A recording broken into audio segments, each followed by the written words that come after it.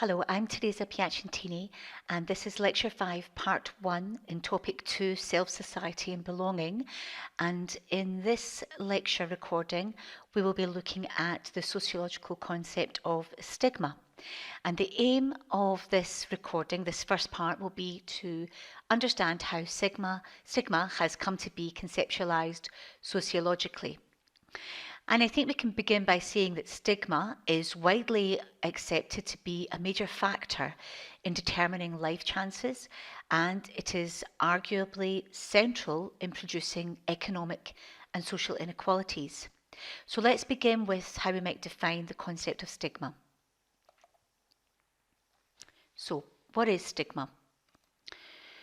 Well, Erving Goffman defines it as such an attribute that links a person to an undesirable stereotype, leading other people to reduce the bearer from a whole and usual person to a tainted and discounted one.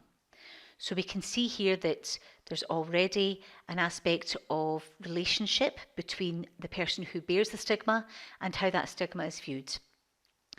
Why is stigma important?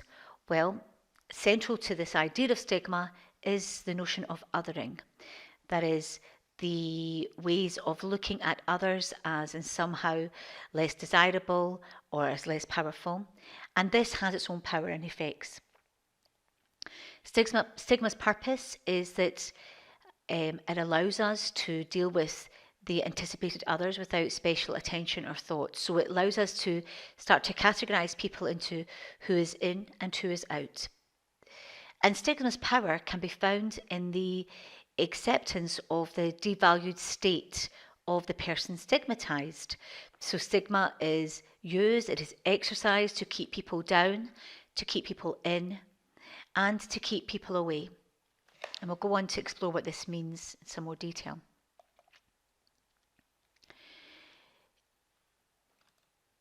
In the first chapter of his book on Notes on a Spoiled Identity, Goffman identified three types of stigma. Physical stigma, stigma of character traits, and the stigma of group identity. So physical stigma, as we can see here, refers to physical deformities of the body. So Link Phelan and Ovidio talk about this as being stigma that keeps people away, so the avoidance of disease, for example. Then we have the stigma of character traits, so these would be blemishes of individual character perceived as weak-willed or domineering or unnatural passions, treacherous and rigid beliefs, dishonesty, so they could be inferred from a known record of, for example, mental disorder, imprisonment, addiction, and so forth. So this is how Goffman defined the stigma of character traits. And this kind of stigma keeps people in via enforcement of social norms. So really it's about the blemishes of individual character and moral failings. And then we have the stigma of group identity. And this is a stigma, Goffman argues, that comes from being of a particular race or nation or religion, for example. And these stigmas are transmitted through lineages and, in his words, contaminate all members of a family. So these are the stigmas that, according to Link and Phelan, keep people down through exploitation and domination. So stigma, as defined by Goffman, blends physical and mental, voluntary and involuntary, and visible and invisible traits. And what all these stigmas have in common is that they each have the same sociological features. Goffman says an individual who might have been received easily in normal social intercourse possesses a trait that can obtrude itself upon attention and turn those of us whom he meets away from him, breaking the claim that the other attributes have on us. Now, when Goffman refers to us, he is referring to the non-stigmatized, that is, people that he calls the normals, in inverted commas. Now, this can be read as rather vulgar and insulting and reveals the lack of acceptance, which is significant if we think about othering, about belonging, and how inequalities come to be reproduced. This typology is helpful, but it offers a broad definition that admittedly lacks some focus. And it is not so clear how stigmatization differs from other related processes like dehumanization or prejudice, and we'll come on to look at those. But it does capture the more visual element of being marked in some way. But then again, not all stigmas are visible.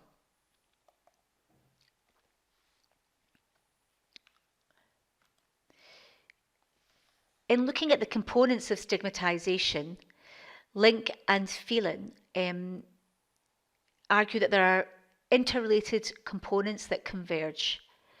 The first component is an attribute is deemed salient by society, such that individuals with this characteristic are grouped together and labelled. So in this first component, people distinguish and label human differences. In the second, the labelled characteristics are linked with negative stereotypes, making it easy to see labelled individuals as fundamentally different from the rest of society. So in the second, dominant cultural beliefs link labelled people to these characteristics, so to negative stereotypes. In the third, we can see a differentiation of us and them occur. So stigmatized individuals are seen to be and are referred to by their label. For example, a manic depressive. So in the third, labelled persons are placed in distinct categories so to accomplish some degree of separation between us, in inverted commas, from them, in inverted commas. In the fourth, individuals experience status loss and discrimination as a result of their label, and this discrimination occurs on both a personal and structural level, and this can lead to unequal outcomes. And in the fifth component they identify, the stigma process is entirely dependent on the social, economic and political power necessary to impose discriminatory experiences on the labelled individual or group.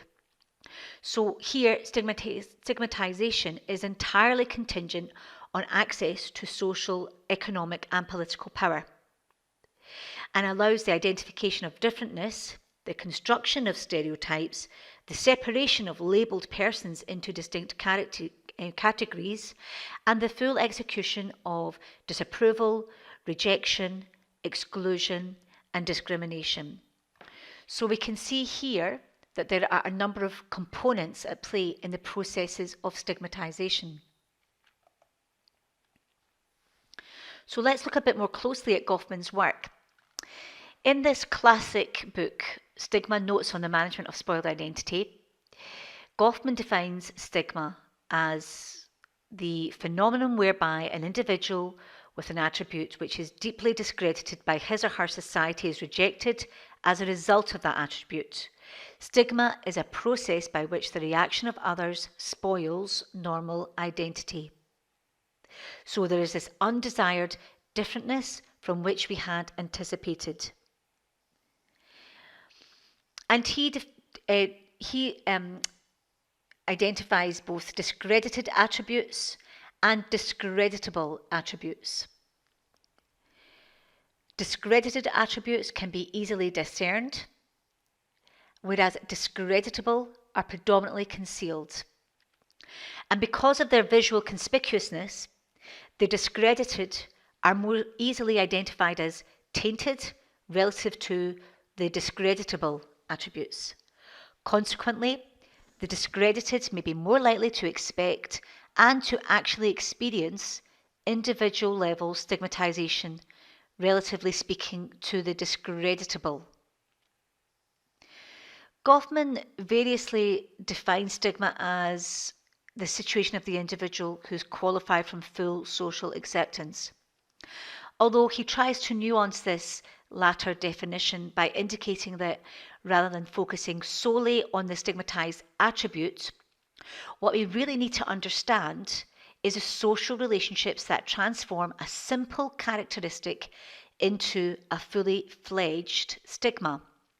In other words, social relationships are what transforms an attribute to a stigma, and we need a language of relationships which moves beyond the individual and emphasizes the socially contingent nature of stigmas. And this is rooting the concept in what we would say are sociological concerns. For Goffman, stigma is a general aspect of social life that complicates everyday micro-level interactions. The stigmatized may be wary of engaging with those who do not share their stigma, and those without a certain stigma may disparage, overcompensate for, or attempt to ignore stigmatized individuals.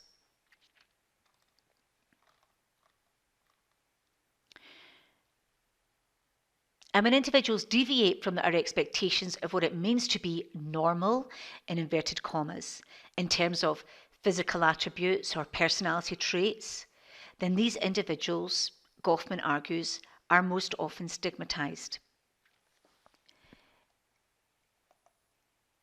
In chapter 3 of his book, Goffman discusses the rules that stigmatized people follow when handling normals. And we use normals in inverted commas. And these rules are suggested here that stigma is something that can be improved, for example. So within our society, we normals hold notions of what it means to be normal, conforming to a standard of behaviour or appearance within our society. And I set out here just some of Goffman's rules for handling normals. So assuming that normals are ignorant rather than malicious. So the stigmatized must do this. The stigmatized person should not respond to snubs or to insults. The stigmatized should ignore or refute the offence and the views behind it, should try to help reduce the tension by breaking the ice and using humour, should treat normals as if they are the honorary wise, use tactful pauses during conversations to allow recovery, and should allow for intrusive questions and agree to be helped. And this kind of begs a question, I think a number of questions actually, but the first is, who are the normals, right?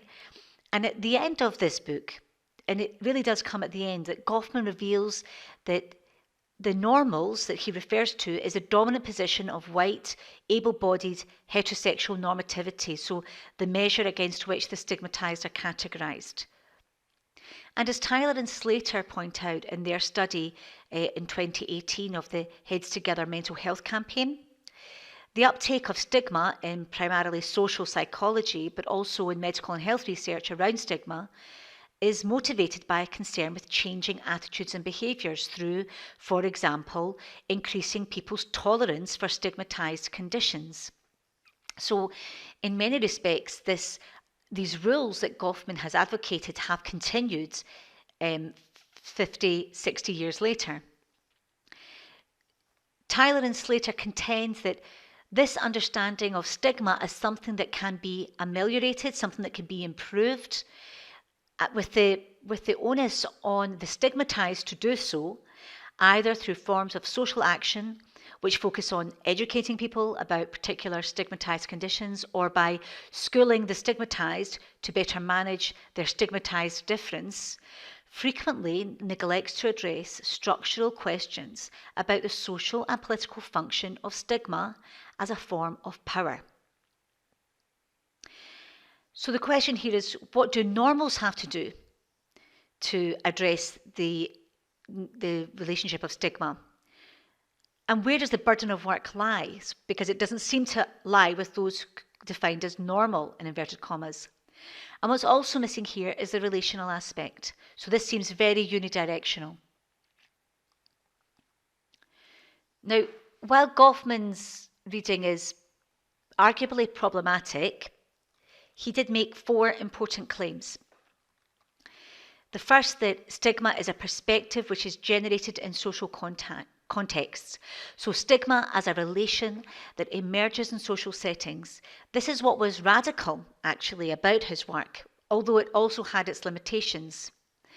And predominantly, stigma is theorized from the perspective of the normal.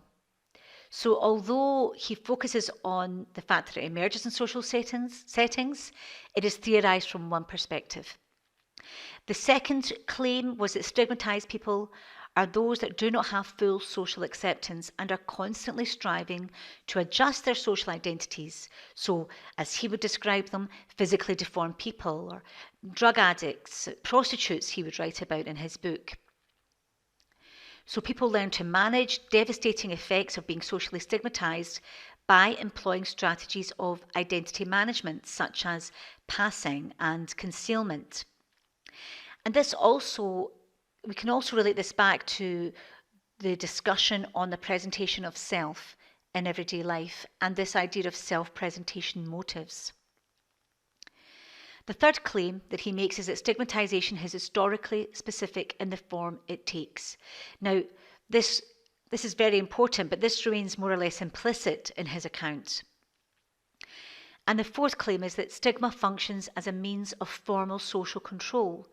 Social control here suggests power, and this is actually very important, but it remains implicit in his account. So it is primarily the first two of these claims that have come to dominate and underpin research, policy making, and anti-stigma initiatives. While the third and fourth claims, neglected by Goffman himself, have been taken up within contemporary stigma research, but still remain, arguably, somewhat marginalised. And while Goffman's concept of stigma has provided a powerful analytic category for understanding how stigmatised individuals manage the everyday problems attached to their spoiled identities, his treatment of this does not go far beyond the issues of identity management. So he takes us into the realm of identity management, but not much further. And more specifically, there is this idea of bracketing off of the economic and political imperatives that structure behavioural settings, that structure social arrangements. So maybe we can end this part of the lecture with this question. Can these identities be bracketed off from the wider social and economic context that shape social interactions? Can we ever truly understand social relations without understanding power relations?